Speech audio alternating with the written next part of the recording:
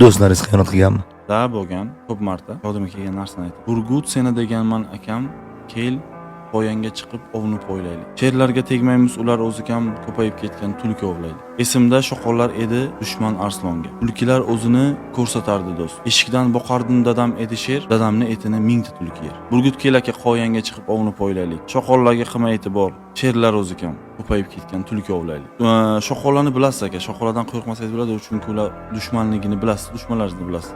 Lekin tulkilarni bilmaysiz qayerdaligini. Ular balkim yoningizda bo'lishi mumkin, balkim biqiningizda turib biqiningiz ochilishini kutar. Ularni ko'p bo'lganini bilish qiyin emas. Hozir ular bir-birovni yeyishni boshlaydi. Bir dasturxonda o'tirib, akamsan, jigarsan deb, ertasi kuni bittasi xato qilsa, ikkinchisi hujumga shaydi.